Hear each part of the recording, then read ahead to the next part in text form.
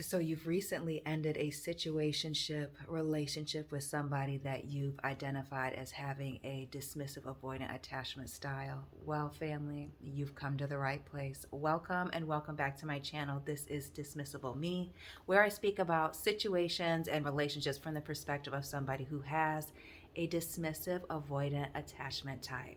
So please hit the like button, subscribe for my almost daily uploads Monday through Friday. Hit the notification bell so you don't miss a thing, and drop your attachment style down below in the comment section. Let me know where you are watching from. Family, again today, how does somebody with a dismissive avoidant attachment style feel after a relationship ends that's lasted 30 to 90 days, maybe even 6 months, but more in the 30 to 90 days, something short term. And I'm really going to speak from a perspective of somebody who's not having sex with somebody in under 90 days, because I feel like that's a whole different roller coaster there. But something so short term, especially the closer you get to 30, 60 days, let me say, it depends on it depends on how things went. It depends on the ending. So if everything was going well and the ending is based on things like a lack of compatibility, again, if you're anxious, your needs versus my boundaries, like your need for face-to-face personal time versus my need for personal time by myself, right? Space. Or a lot of communication. You may be somebody who needs to text multiple times throughout the day, where I'm somebody who is a person who maybe I like to catch up with you at the end of the day, or like good morning text and like, hey, how was your day at the end of the day, blah, blah, blah. Those types of differences, those types of things. And both of us were communicating and we were on the same page, and it just wasn't going to work.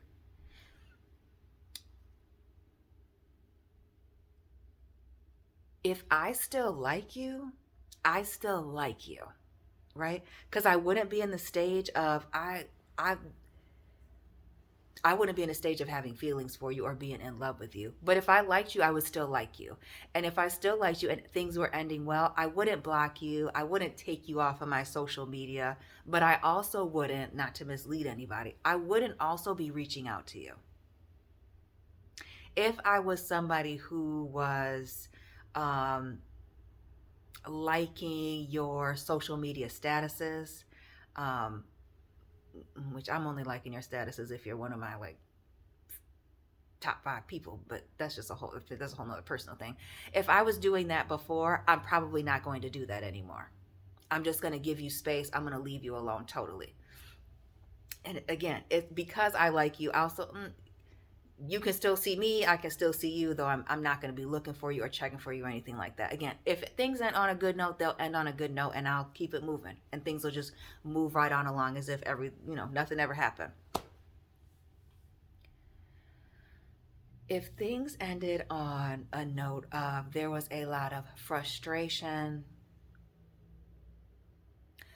arguing, going back and forth, I'm not an on again, off again type of gal, because that just seems silly. But if it's on again, off again type of a situation in that 30 to 90 days and it ends, I'm going to be very relieved. I'm going to be very relieved at the end of that. And these are the types of situations where there's so much tension. I feel so much relief from the fact that I no longer have the responsibility of reaching out and seeing how you're doing, that this is where I go to, okay, so let me just completely take a break and give myself some space, this person some space. Let me remove them from my social media. I'm not going to allow this person, especially if you have been not respecting my boundaries when it comes to being on the phone, like calling me and texting me, things like that, you definitely getting blocked. Of course. If you were somebody who made it to my social media and you were doing the most, liking a whole bunch of my statuses, we're not in high school. we're not in high school, sir. You don't need to do all that. That kind of activity. If I feel like you're, if we're breaking up, if things are ending because of emotional instability, a lack of boundaries or respecting boundaries, it's blocked. It's no more access, it's no talking or anything, because my fear is being stuck in situations. My fear is not deep feelings and connection. I can open up and talk to somebody, especially if I'm invested, right? We make it past the 90 days. Okay? My fear is somebody not letting me go. People don't want to let you walk away.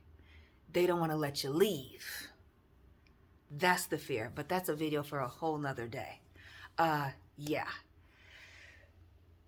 It entirely, the short-term situation and how it ends, how I feel about you, whether or not I allow you to have access to me on social media and things like that, totally depends on the relationship itself. If it ended well, things will be well. If it ended well and I see you out in public, I'll say hi. I'll say hello. How are you doing? Right? I wouldn't have a problem with saying hello or approaching or having a small conversation with you. I'm not much for small talk, but I would do that. Like, it wouldn't be weird. If you aren't respecting my boundaries and I see you out in public, I'm going to want to run. That's the last thing that I'm going to want to do, because it's just high tension, and I feel like whatever you got going on may be too overwhelming for me. Your feelings,